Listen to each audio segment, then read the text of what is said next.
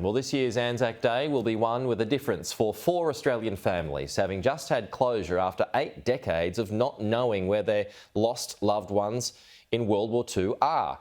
Well, 4 young airmen who crashed off Papua New Guinea have only recently been identified.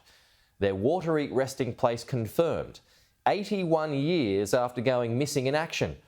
And after ANZAC Day, the families and the Australian Air Force will farewell the 4 young men who went to war but never came home. From above the waterline, it looks wonderful.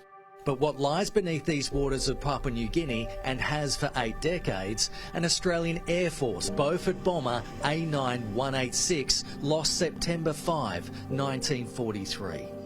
And it didn't want to be found easily. Its discovery 8 decades and dozens of dives later, 43 metres down in murky, crocodile-infested waters. This plane's been underwater, it crashed on fire and broke apart to some extent, and there was probably 2 metres of rubble and silt that had to be dredged out of the cabin before we could find an identification plate. Found in Gasmata Harbour in West New Britain Province, its mission, as one of 10, was to bomb Gasmata Airfield. Over the target, they were attacked by enemy fighters. It was quite a large mission, 10 aircraft from 100 Squadron, and 3 were lost. So it was one of the blackest days for 100 Squadron. On board the Beaufort bomber A9186 was a motley crew. The school teacher, Warrant Officer Clement Batstone Wiggins, he was 28.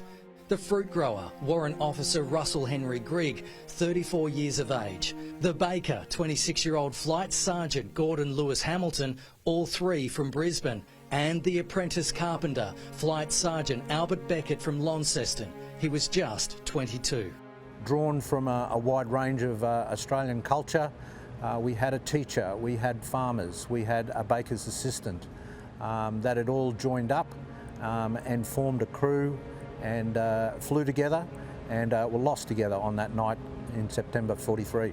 The 4 aviators were only officially identified recently. The dive team recovering small amounts of bone material analysed by DNA specialists and identified as remains of Wiggins and Grigg. No remains were found of Hamilton or Beckett. The find and identification was only made possible with the help of people of PNG and mining billionaire Andrew Twiggy Forrest conducting his own search for his uncle, Flying Officer David Forrest, who has been missing in action since 1943. While Forrest's search continues, Forrest may have to wait for now to find his closure, but he's found it for others. Incredibly emotional. It's been a bit of a rollercoaster in terms of working and dealing with the families, who are all incredibly grateful that the search has been undertaken and that they have this closure now. They're obviously also wishing Andrew good luck in his own search. This ANZAC Day, 4 other Australian families don't have to look any longer. 4 families lost a loved one that night.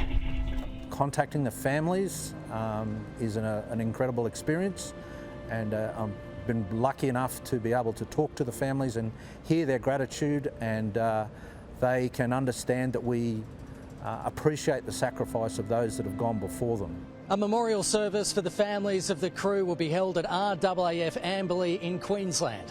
A day after ANZAC Day, 81 years after they lost their lives at war, some 2,500 kilometres away, with their families finally knowing their final resting place. These 4 aviators will finally be farewelled. Kenny Heatley, Sky News.